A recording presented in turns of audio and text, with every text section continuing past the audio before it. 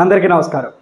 So ఈ వీడియోలో మనం అప్గ్రేడేషన్ ప్రాజెక్ట్ అంటే ఏంటి లేదా మైగ్రేషన్ ప్రాజెక్ట్ అంటే ఏంటి అనే దాని గురించి మనం చూద్దాం.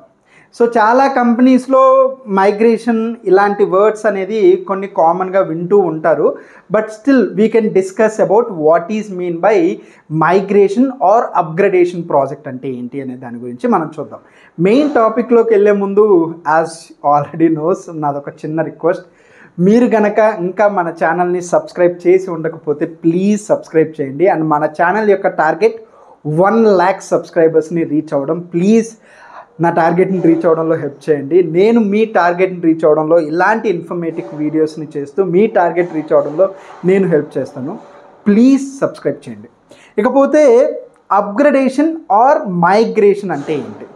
సో అప్గ్రేడేషన్ ఆర్ మైగ్రేషన్ అంటే ఏంటంటే, మీరు ఏదన్నా ఒక వర్షన్ నుంచి ఇంకొక అప్గ్రేడ్ వర్షన్కి మూవ్ అవ్వాలి అని అంటే లైక్ ఇలాంటి అప్గ్రేషన్ వర్షన్లో మీరు వర్క్ చేయాలి అన్నప్పుడు సో ఖచ్చితంగా ఆ అప్లికేషన్ని అప్గ్రేడ్ చేస్తూ ఉంటారు. సో ఇలాంటి అప్గ్రేడ్ చేయడాన్ని అప్గ్రేడేషన్ అంటారు.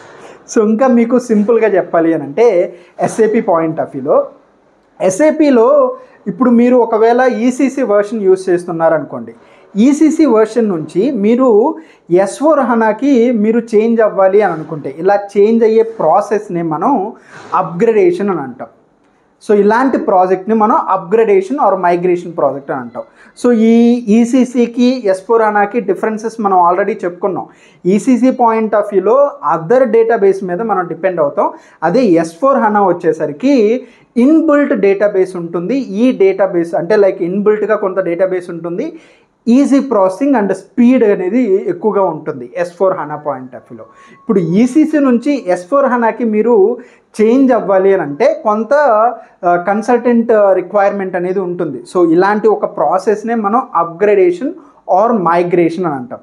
అలా కాకుండా మీరు ఏదైనా నార్మల్ అప్లికేషన్ని మీరు వెబ్ అప్లికేషన్గా, అంటే ఇంతకుముందు మీరు ఆ అప్లికేషన్ని మాన్యువల్గా యూజ్ చేసేవాళ్ళు, కానీ ఇప్పుడు అలా మాన్యువల్గా కాకుండా వెబ్ పాయింట్ ఆఫ్ వ్యూలో అంటే క్లౌడ్ పాయింట్ ఆఫ్ వ్యూలో అలాంటి అప్లికేషన్ని మీరు యూజ్ చేయాలి అని అనుకుంటే సో ఇప్పుడు ఆ అప్లికేషన్ని కాస్త వాళ్ళు క్లౌడ్కి మూవ్ చేసి అండ్ ఏదైతే ఇంతకుముందు నార్మల్ అప్లికేషన్కి డేటా ఫ్లో అయ్యేదో దాన్ని క్లౌడ్కి మూవ్ చేస్తారనమాట. అంటే క్లౌడ్కి మ్యాపింగ్ చేస్తారు. ఇలా ఒక వర్షన్ నుంచి ఇంకొక వర్షన్కి అప్గ్రేడ్ అవ్వడాన్ని, మైగ్రేట్ అవ్వడాన్ని upgradation project or migration project అని అంటాం. సో ఐ హోప్ ఇది ఎంతో కొంత మీకు హెల్ప్ అయిందని అనుకుంటున్నాను. సో ఈ వీడియో మీకు నచ్చినట్టయితే ప్లీజ్ లైక్ చేసేయండి. అండ్ గుర్తుంది కదా, మన ఛానల్ 1 lakh సబ్స్క్రైబర్స్ని రీచ్ అవ్వడం. ప్లీజ్ నా టార్గెట్ని రీచ్ అవ్వడంలో సపోర్ట్ చేయండి. అలా చూసేసి వెళ్ళిపోకుండా సబ్స్క్రైబ్ చేయండి. Thank you so much. And next వీడియోలో ఎన్హాన్స్మెంట్ ప్రాజెక్ట్ అంటే ఏంటి అనే దాని గురించి డిస్కస్ చేద్దాం. Thank you so much and all the best.